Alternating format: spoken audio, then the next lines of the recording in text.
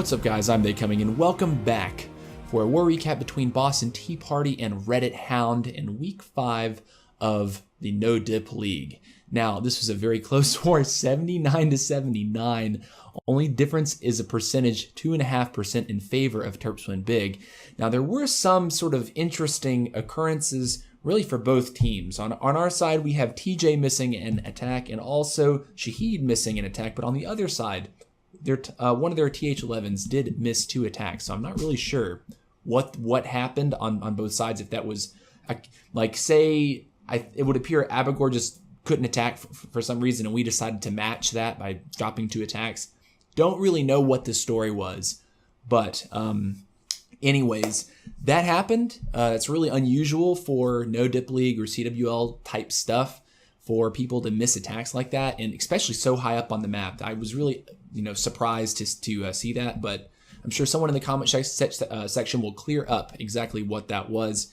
Anyways, without further ado, we're going to jump into the 4 best attacks, or 4 of my favorites from this war, and we'll start off with Mr. Slimy hitting number 12, Joe. Now, this was a 10v10 3-star, but with, what's this, 53 miners, okay? So the guy, he's going to be bringing 46 miners of his own, a baby dragon, and then a CC full of max level miners. So this is just, set it and heal it, basically. Set it and heal it. The queen's going to shave one side of the base to keep the miners focused on the core.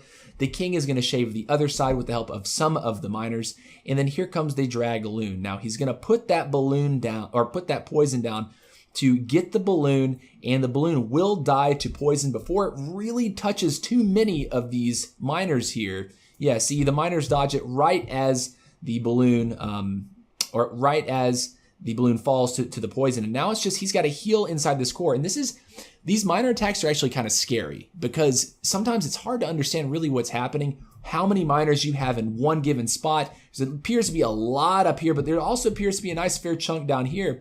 So anyways, he likes to heal over this last remaining bomb tower and Inferno Tower location. But look at this strange interaction here between the miners and these skeletons. Look how far a serious number of these chase these skeletons. They're going to go all the way on the other side of that Tesla before they wrap back in to attack the Inferno Tower. So this is really interesting. Nothing that I would really expected. I was certainly a little bit shocked to see this many miners on an attack and just wreck it in such a solid fashion. But yeah, GG well played to Mr. Slimy. The rest is just cleanup at this point. Let's move on. The next hit that I'll be showing is going to be Risky Hunter hitting number 15.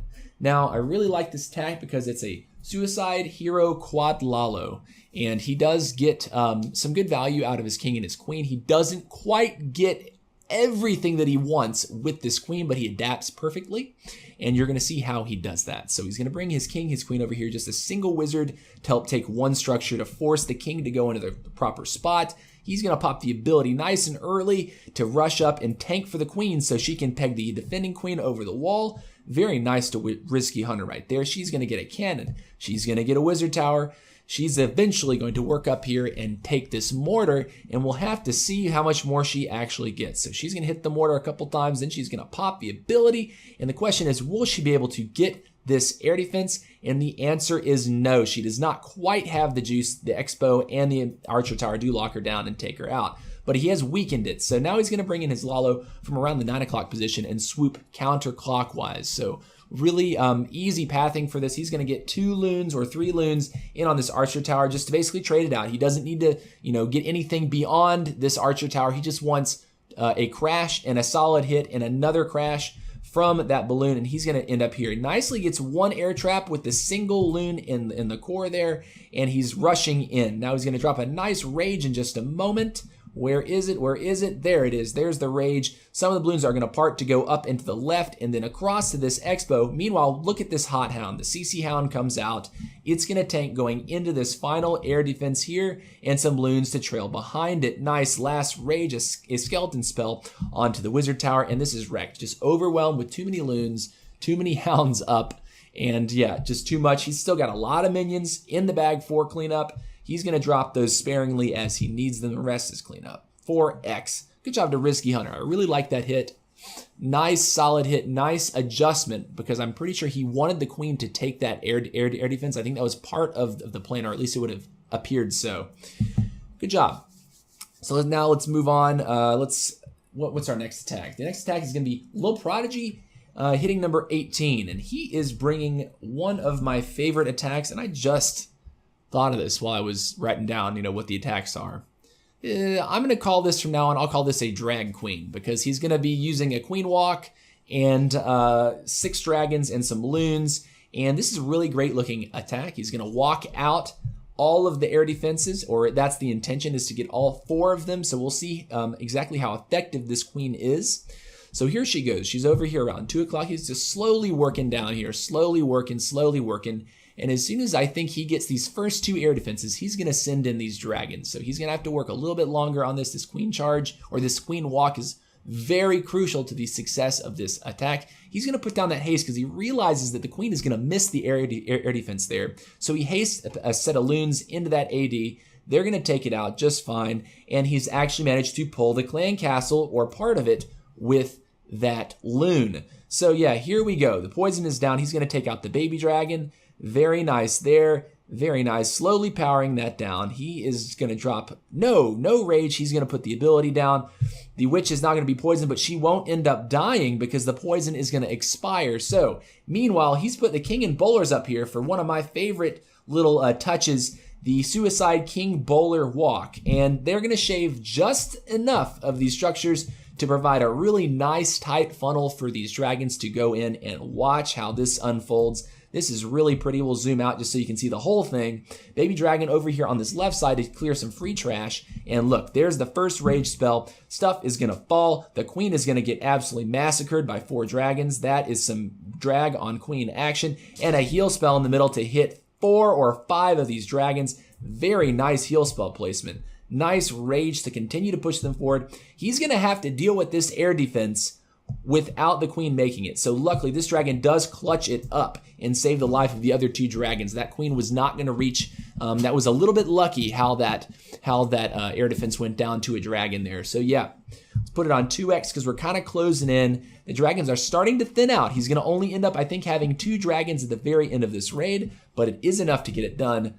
Good job to Prodigy, man. I mean, I really like seeing dragon stuff. When I first started Town Hall 9, people were saying, oh, dragons, it's newbie stuff. But if you're hitting a base like this one, something that's really well designed, anti 3-star, in a competitive level, a competitive level base, you can't just drag in a base. So, it takes skill, and it's definitely a fun attack to watch. Anyways, the next hit is going to be my own, and I believe that'll be the last hit of the recap.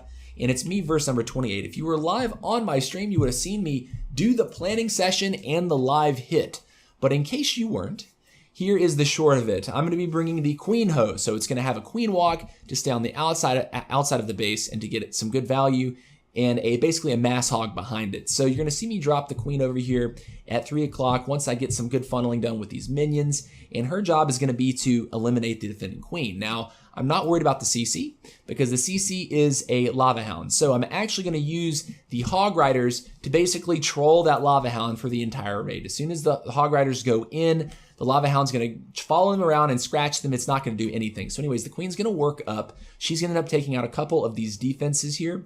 And I'm going to poison the queen and then use the ability, and she's going to be fine for the rest of the raid. I really don't have to look at her. There's not enough point defense that she would encounter at the same time for this to be an issue. Drop the poison there, and I'm going to pop the ability. Bang, bang. She's going to work around the corner, take that archer tower, and as you can see, for the rest of this, she's never going to really be in that much danger because there's not enough point D that will focus her down at any given moment. So anyways, here's the king. He's going in and puts a couple wizards to sort of work him in. The plan was for him to clear this giant bomb that's in between these 2 structures. I jumped the gun with the Hog Riders. I think I just got a little bit excited, but it's not going to matter. A lot of them get splashed out. That's cool. They're going to work through the first few defenses, and I'm going to put a heal spell down early because I don't want them to die to this Expo, which is going to end up coming very late in the raid. Hog Riders to support around these corners, a heal spell, and then there's 2 bombs in here that I smartly heal. Perfect heal placement there. Hog Riders will path into that, get the last bomb out of the base, And there it is. Skeleton spell to help distract.